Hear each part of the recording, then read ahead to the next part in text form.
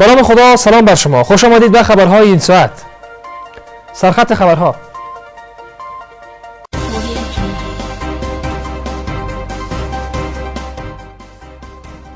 سمبولیک خواندن سفر حامد کرزی به لندن از سوی کارشناسان ولایت هرات،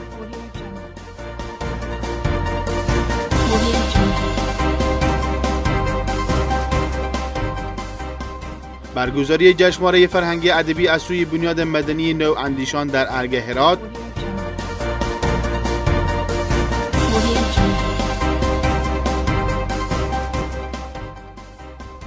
و خسارات جانی و مالی در پی طوفان و باران شدید در انگلستان.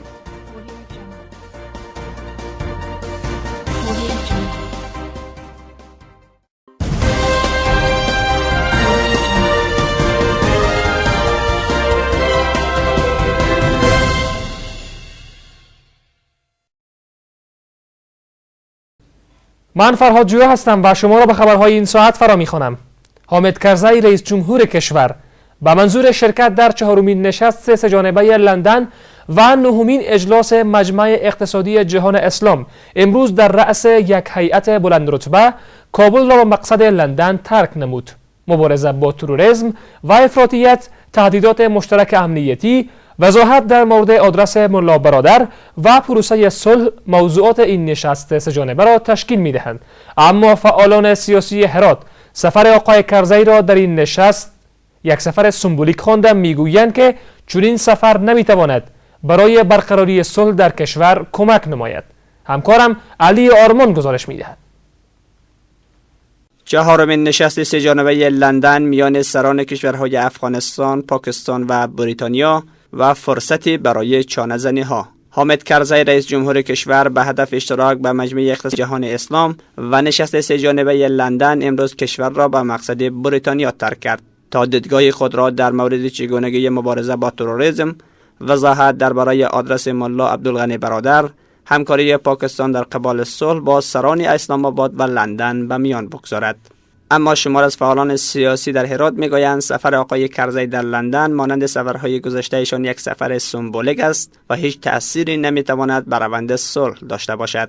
تور محمد ظریفی عضو شورای ولایت هرات میگوید آقای کرزی در دوره حکومتداریش یک سیاست مؤثر در قبال پاکستان و پروسه صلح نداشته است و امروز ملا عبدالغنی برادر به عنوان مرز چانه‌زنی و امتیازگیری برای پاکستان تبدیل گردیده و اسلام آباد میخواهد با استفاده از این فرصت امتیازات بیشتر را کسب کند. ملا برادر در دست پاکستان است، در دست صدر اعظم پاکستان است و بدون از موافقه و بدون از اینکه پاکستان نتواند نقش خود در افغانستان بازی بکنه و پاکستان نتونه که امتیازها را از امریکا بگیره و از افغانستان بگیره، در این صورت من فکر نمی کنم که ملا برادر رها بکنن.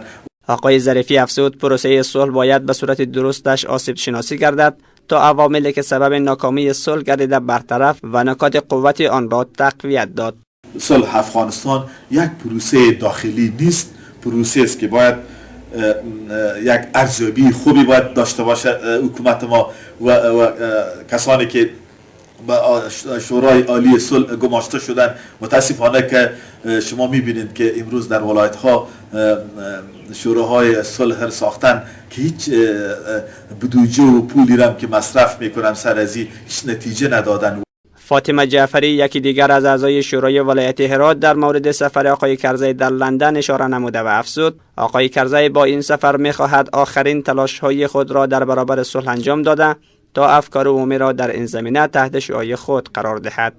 سفری که امروز جناب آقای کرزی به انگلیس داره هم در واقع در ادامه همون سفرهای سمبولیکی هست که کمتر دستاورد داشته و متاسفانه نتونسته که به اهدافی که آقای کرزی قبل از رفتن به این سفرها عنوان میکنه و در اختیار رسانه‌ها قرار میده متاسفانه دست پیدا بکنه. یک تفاوت داره این سفر با سفرهایی که در 1-2 سال گذشته انجام می‌گرفت. این هست که در بعضی از این سفرها به صورت غیر مستقیم برای بعضی از کاندیداهای ریاست جمهوری هم کمپاین‌های صورت گرفته. خانم جعفری افزود موجودیت نرمشی بیش از حد آقای کرزی در برابر طالبان و سیاست روزمره اش در قبال صلح زمینه امتیازگیری و چانه‌زنی را برای طالبان فراهم کرده است و این یکی از عواملی است که سبب ناکامی پروسه صلح شده است. اگر مخالفان به همین حرکات خودشان ادامه بدن روز مورد بازخواست قرار میگیرن. یعنی دولت فعلی همین را نتونسته به اثبات برسانه که در صورتی که به درخواست‌های معقول و منطقی مردم افغانستان پاسخ داده نشود، به درخواست و صحبت صلح اونها پاسخ مثبت داده نشود، در قبال او چه عکس‌العملی از طرف دولت افغانستان و متحدین او که در حداقل 12 سال گذشته به صورت فعال در افغانستان حضور داشتن چه عکس‌العملی ممکنه نشان داده شود، همین مسائل باعث شده که پروسه صلح به یک پروسه ناکام و ناموفق تبدیل شود. سومین نشست سه‌جانبه لندن میان سران کشورهای افغانستان، پاکستان و بریتانیا سال گذشته نیز در لندن برگزار شده بود و در آن نشست سران سه کشور با هم تعهد کرده بودند که بعد از 6 ماه صلح سراسری در افغانستان برقرار خواهد شد. مقام‌های کشور همواره از عدم صداقت پاکستان در قبال صلح انتقاد کرده و گفتند که اسلام آباد از روند صلح کابل حمایت نکرده بلکه در جستجوی منافع شخصی و سیاسی خود می باشد. شماری از خبرنگاران و مسئولین رسانه‌ها در ولایت هرات از وضعیت بد امنیتیشان در این ولایت شکایت نموده میگویند که تا حال چندین بار از سوی زورمندان مورد لطکوب و سوی قصد قرار گرفتند. آنان از مسئولین امنیتی هرات انتقاد نموده هشدار میدهند که روند آزادی بیان و جریان اطلاع رسانی در این ولایت به شدت مورد تهدید است و باید در این زمینه توجه صورت بگیرد. توجه کنید به گزارش از همکارم. سوی قصد، تهدید و لطکوب خبرنگاران در ولایت هرات نگرانی مسئولان رسانه‌ها را در این ولایت از نبود امنیت شغلی برای خبرنگاران به شدت افزایش داده است. در ولایت هرات که بعد از کابل بیشترین تعداد رسانه‌ای را دارد، خبرنگاران بارها لطکوب شدند و در همین چند روز پیش موتر حامل مدیر مسئول و مدیر خبر تلویزیون آسیا مورد سوء قصد قرار گرفت. فرهاد جویا، مدیر مسئول تلویزیون آسیا میگوید وضعیت امنیتی خبرنگاران در هرات نگران کننده است و خبرنگاران بارها لطکوب و در موارد تهدید به مرگ شدند. آزادی بیان همواره در طی چندین سالی که در افغانستان رواج پیدا کرده مورد تهدید هست و همچنان کسایی که در این راستا کار میکنند، فعالیت میکنند مورد تهدید هستند. خود ما به عنوان کسایی که در رسانه ها کار میکنیم و به عنوان مسئول تلویزیون آسیا بارها به خاطر گزارشاتی که داشتیم و برنامه‌های سیاسی که داشتیم مورد تهدید زورگویان قرار گرفتیم، اما این باعث نشده که ما از کار دست بکشیم. تا پای جان کار میکنیم، ولی خواهش ما و خواست ما از کسایی که در راستای تامین امنیت کار میکنن است که هرچه بیشتر و بهتر وضعیت امنیتی خبرنگاران را تامین بسازند تا اینکه ما بتونیم بهتر و خوبتر در راستای تحقق بخشیدن آزادی بیان کار و فعالیت همه‌جانبه داشته باشیم. در همین حال حیات الله حمید، مدیر خبر تلویزیون آسیا میگوید که موتر حامل او و همکارش روز گذشته مورد سوء قصد قرار گرفت و بعد از این حادثه چندین بار مورد تهدید تلفنی قرار گرفته است. وی گفت با آنکه بارها مقام‌های امنیتی وعده دادند که امنیت خبرنگاران را تامین می‌کند، اما وعده و ایده‌های مقام‌های امنیتی فقط در حرف خلاصه شده است. در تازه‌ترین مورد روز گذشته موتر حامل ما و همچنین همکارم که ما به خاطر کارهای دفتر بیرون از دفتر رفته بودیم مورد سوء قصد قرار گرفت. در ابتدا ما فکر کردیم که حادثه ترافیکی است، اما تماس‌هایی که بعداً با ما گرفته شد و مورد تهدید قرار گرفتیم و گفته شد که این سوء قصد بوده. اگر به این منوال پیش بره واقعاً آزادی بیان در افغانستان مورد تهدید هست. آقای حمید هشدار داد که اگر این روند بهبود نیابد، تعداد زیادی از خبرنگاران دست از کار میکشند و روند اطلاع رسانی به گونه جدی مختل خواهند شد. ولی محمد حدید، خبرنگار BBC در هرات نیز میگوید بعضی زورمندان و یا روسای ادارات دولتی با اعمال سلیقه‌های شخصی مانع کار رسانه‌ای و باعث فشار و تهدید خبرنگاران میشوند که این کار دلسردی خبرنگاران را در پی دارد. وی گفت که خبرنگاران نباید رسالتی که در قبال مردم دارند فراموش کنند و این جسارت را داشته باشند که حتی در راه آزادی بیان و خبررسانی به مردم جان خود را فدا کنند. یک سری سلایق یا سلیقه‌های شخصی افراد و مخصوصاً مسئولین حکومتی مطرح میشه که اینا یک سری محدودیت‌ها را روی کارهای رسانه‌ای برای خبرنگاران و رسانه‌چی‌ها به وجود میارن که البته برخلاف قوانین موضوعی افغانستان هست. طارق امیری مسئول بخش تکنیک تلویزیون آسیا میگوید از آغاز کار تا حال چندین بار مورد تهدید تلفنی قرار گرفته و از او خواسته شده که از کار در رسانه دست بکشد. از زمان شروع کار رسانه‌ای تا حال چندین بار مورد تهدید قرار گرفتم و از کار رسانه‌ای باز نگه داشته شدم، اما نظر به علاقه و شیفتگی که به کار در وسایل ارتباط همگانی داشتم، هر گونه فشار و تهدید را پذیرفته و تا پای جان کار را ادامه دادم و در این ارتباط از مقامات مسئول و اراکین ذی‌ربط می‌خواهم که به امنیت خبرنگاران و کارمندان رسانه‌ها بیشتر توجه نمایند تا اینکه کار در راستای تحقق آزادی بیان و دموکراسی در افغانستان به مشکل دچار نگردد. در همین حال مقام‌های امنیتی از تدابیر جهت تامین امنیت خبرنگاران خبر داده می‌گویند که اگر کسی با کارمندان رسانه‌ها و خبرنگاران برخورد نادرست داشته باشد، طبق قانون مجازات می‌شوند. عبدالرؤوف احمدی سخنگوی قماندانی امنیتی هرات گفت خبرنگاران نقش مهم را در جامعه دارند، بنابراین مقام‌های امنیتی تلاش می‌کنند که کسی جلودار کار خبرنگاران نشود. در جامعه‌ای که ما زندگی می‌کنیم تمام مردم ما تهدیدات دارند. خبرنگار هم که جزو لاینفک همین جامعه هست، از این امر مستثنا نبوده و مردمانی که هستند که همونطور که مردمای بی‌دفاع ما رو به شهادت میرسونند، زنها، اطفال و مردم ما مورد آزار اذیت قرار میدن، دوستان خبرنگار ما را هم مورد تهدید قرار میدن. به ارتباط وظایف مکلفیت‌های پلیسی که تا خبرنگارای ما حمایت بکنه، ولی یک تعداد دوستان ما آگاهانه یا ناآگاهانه خبرنگار ما مورد تهدید قرار میدن که برای ما قابل قبول نیست. از سال 2002 تا کنون 34 خبرنگار در افغانستان کشته شده که 12 نفر از آنها خارجی بودند و همچنان بر اساس آمار انجمن ژورنالیستان کشور تنها در سال گذشته بیش از 125 مورد خشونت در این انجمن ثبت شده که شامل بیش از 25 مورد توقیف کوتاه مدت ژورنالیست‌ها، 24 مورد تهدید، 22 مورد لطوکوب ژورنالیستان در ولایات مختلف کشور و 8 مورد اختطاف گزارش شده و 14 ژورنالیست کشور را نسبت نداشتن امنیت ترک کرده‌اند و درخواست پناهندگی نموده‌اند. جشنواره فرهنگی ادبی هرات از سوی بنیاد مدنی نواندیشان امروز در ارگ هرات برگزار شد.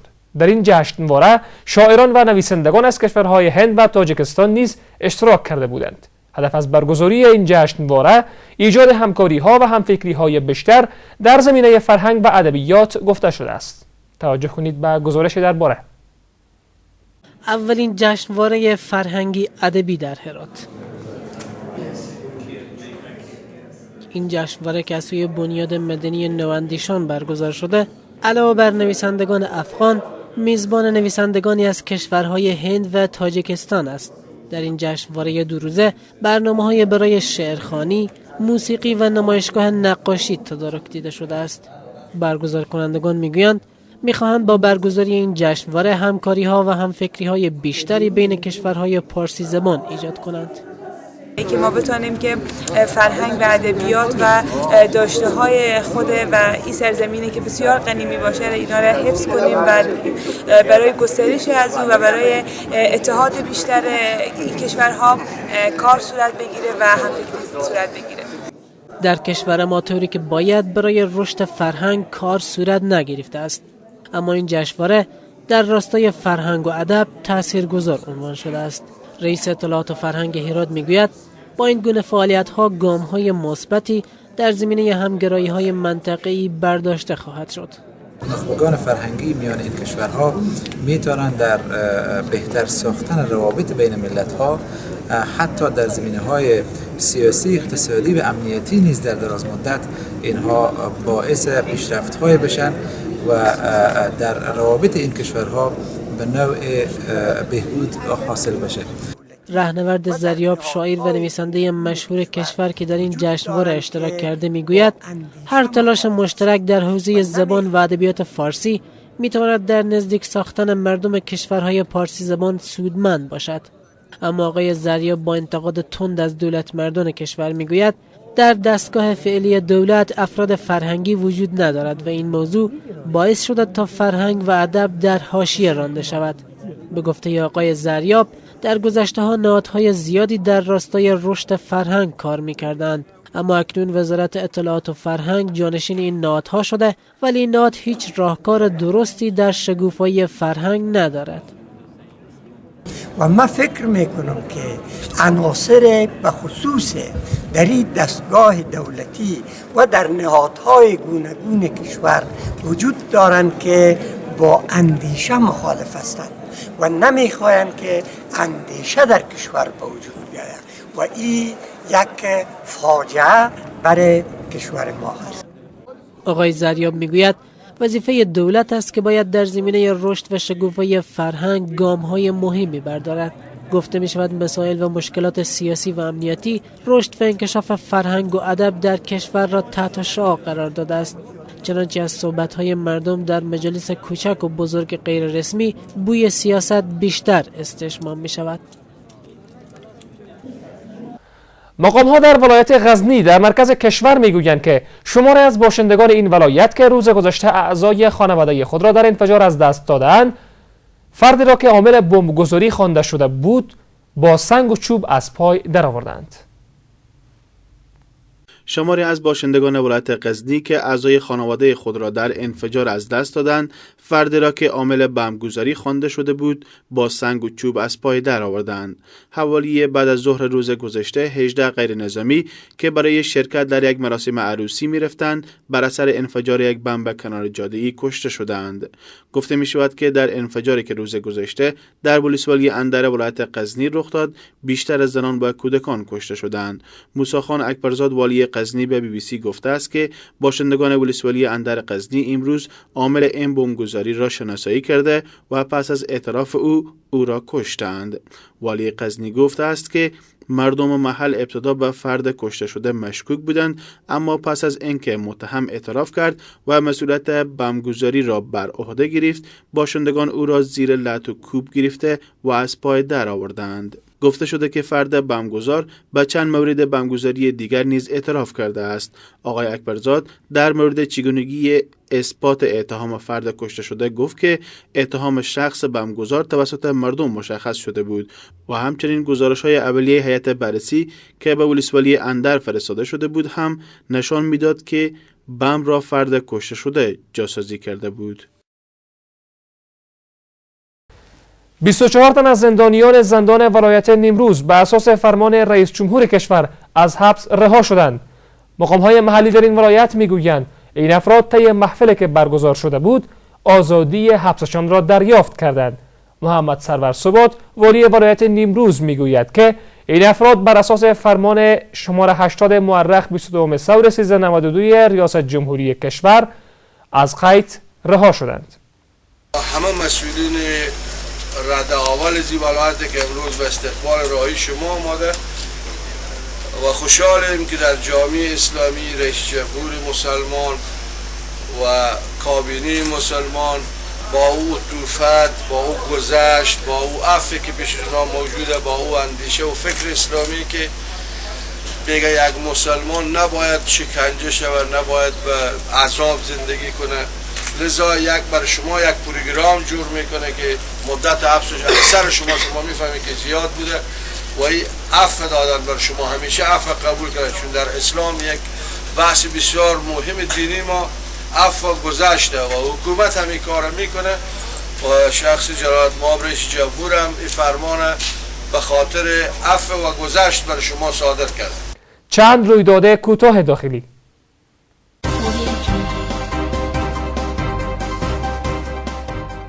در نتیجه واژگون شدن موتر سربازان مرزی ولایت هرات دست کم 4 تن کشته و زخمی شدند. منابع امنیتی هرات میگویند این رویداد صبح امروز در منطقه مسلخ در شورای هرات اسلام قرار رخ داده است. یک منبع که نخواست نامش فاش شود به تلویزیون آسیا میگوید موتر حامل سربازان پلیس سرحدی در منطقه مسلخ ولایت هرات واژگون گردیده است. او میگوید در نتیجه واژگون شدن این موتر یک تن از سربازان پلیس سرحدی کشته و 3 تن دیگرشان زخمی شدند. در همین حال مدیر امنیت ملی ولسوالی کروخ هرات از یک حمله انفجاری جان سالم به در برد. منابع خبری آگاه در هرات میگویند این رویداد حوالی ساعت 10 صبح امروز در نزدیکی مرکز ولسوالی کروخ به وقوع پیوسته است.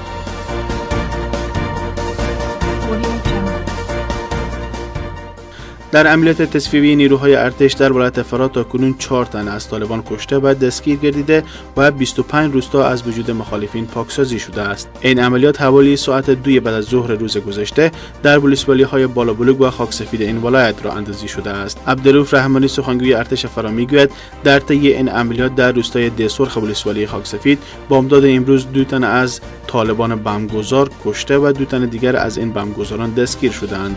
به گفته وی تاکنون 15 حلقه بم مربوط به گروه طالبان کشف شده و توسط متخصصان ارتش از بین برده شده است. و وزارت امور داخله از کشته شدن 19 شورشی طالب در عملیات مشترک نیروهای امنیتی افغان و بین المللی در 24 ساعت گذشته در شمال از ولایت کشور خبر داد. این وزارت با نشر خبرنامه میگوید که این عملیات در مربوطات ولایت‌های ارزگان، ننگرهار، لوگر، خوست، فرا و غور راه اندازی شده بود. بر اساس خبرنامه وزارت داخله در جریان این عملیات 10 شورشی دیگر توسط نیروهای امنیتی افغان بازداشت شدند.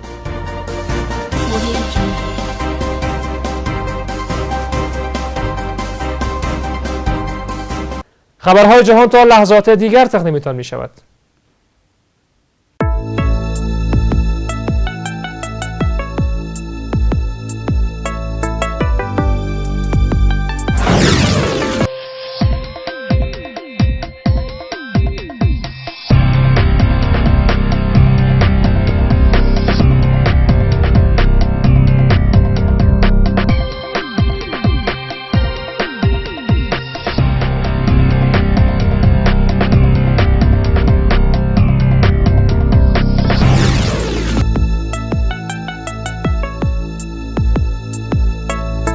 روی خط پنجشنبه شب ساعت 8 از آسیا.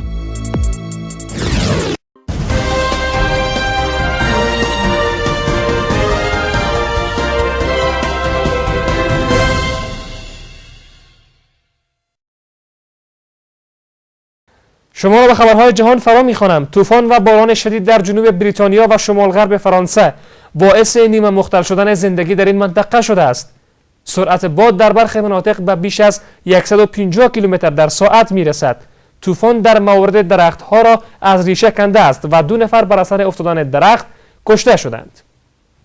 گزارش‌ها می‌رساند که برق هزاران خانه در اثر طوفان قطع شده است. کمپانی‌های انرژی بریتانیا میگویند شمار خانه‌هایی که در سراسر بریتانیا برقشان قطع شده به حدود 220,000 واحد مسکونی میرسد. بسیاری از پروازهای هواپیماها، پل‌ها بسته و رفت و آمد قطارها در بسیاری از مسیرها متوقف شده است. در برخی مناطق هشدار احتمال بروز سیل داده شده است. بنابر گزارش‌ها سرعت باد که تا 160 کیلومتر در ساعت میرسد تا کنون باعث قطع برق در 40,000 خانه در جنوب و غرب بریتانیا، 75,000 خانه در شمال و غرب فرانسه شده است.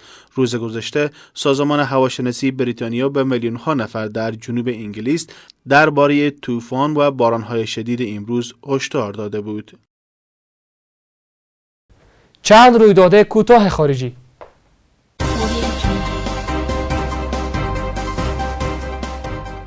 خبرگزاری کیودوی ژاپن فاش کرده که آژانس امنیت ملی امریکا در سال 2011 میلادی از ژاپن درخواست کرده برای شنود اطلاعات فیبرهای نوری که از این کشور می‌گذرد همکاری کند. با این ترتیب آژانس امنیت ملی امریکا می‌خواست به اطلاعات فیبرهای نوری منطقه آسیا پاسیفیک از جمله اطلاعات شخصی دست پیدا کند. خبرگزاری کیودو میگوید دسترسی به فیبرهای نوری محدود ژاپن به ایالات متحده این امکان را میداده که از چین جاسوسی کند. بنا به گزارش این خبرگزاری ژاپن درخواست همکاری برای شنود فیبرهای نوری را رد کرده است.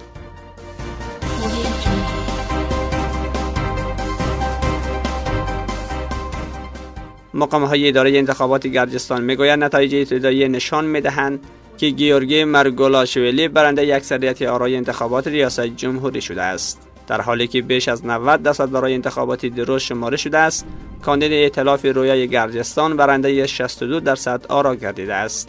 سرگئی لاوروف وزیر خارجه روسیه امروز در جریان یک کنفرانس خبری این موضوع را اعلام کرد.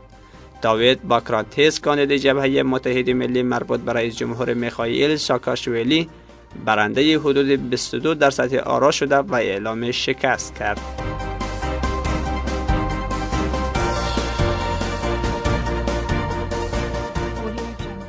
اینک همکارم خبرهای ورزشی را به شما تقدیم می کند. خوش آمدید.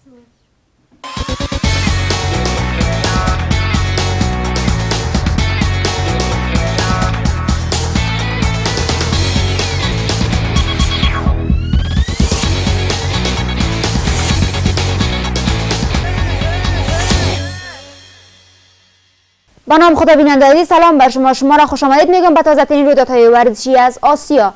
رقابت‌های فوتسال 16 سال کابل برای اولین بار اشتراک 4 تیم در سالن ورزشی خراسان برگزار شد و در پایان تیم روز امید عنوان قهرمانی را به خود اختصاص داد.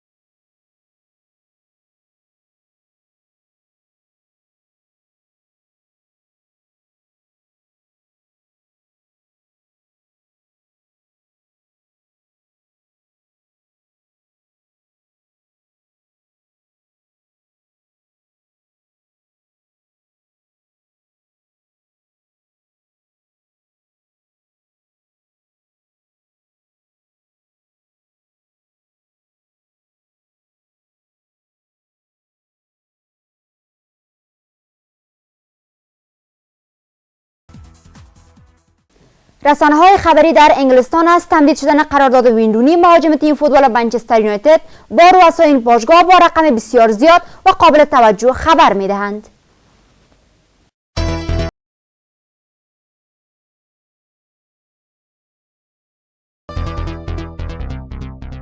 با گزارش گروه ورزشی باشگاه خبرنگاران به نقل از پایگاه خبری کالچو نیوز، رسانه‌های خبری در انگلستان اعلام کرده‌اند که رؤسای باشگاه منچستر یونایتد قصد دارند قرارداد وین رونی مهاجم حاضر در این تیم را با رقمی بسیار بالا و جالب تمدید کنند و شرایط لازم را برای فعالیت این بازیکن در این تیم مانده و به کار خود در اینجا ادامه خواهد داد.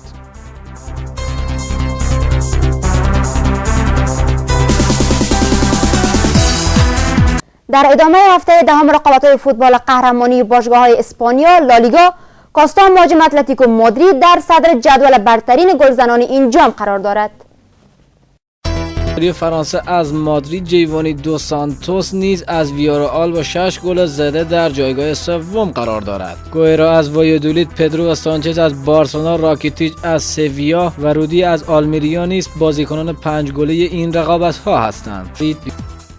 و این هم چند رویداد کوتاه ورزشی.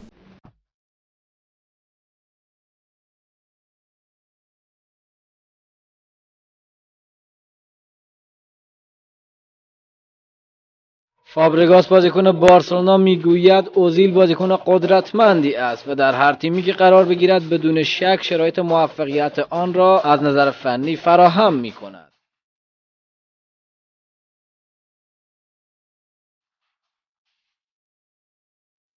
آرسن ونگر سرمربی تیم فوتبال آرسنال میگوید باشگاه منچستر یونایتد برای فرگوسن نقش یک داور را ایفا می‌کند. و خبر اخیر این که عاملا مدافع تیم فوتبال آسی میلان به تمجید از ریکاردو کاکا پرداخت. وی میگوید کاکا یک قهرمان واقعی است.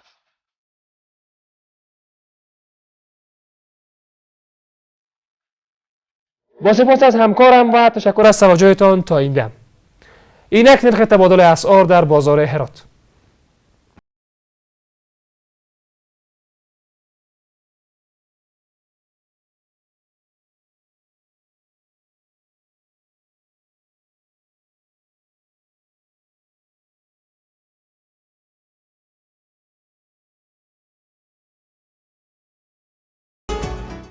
حال وضعیت هوا.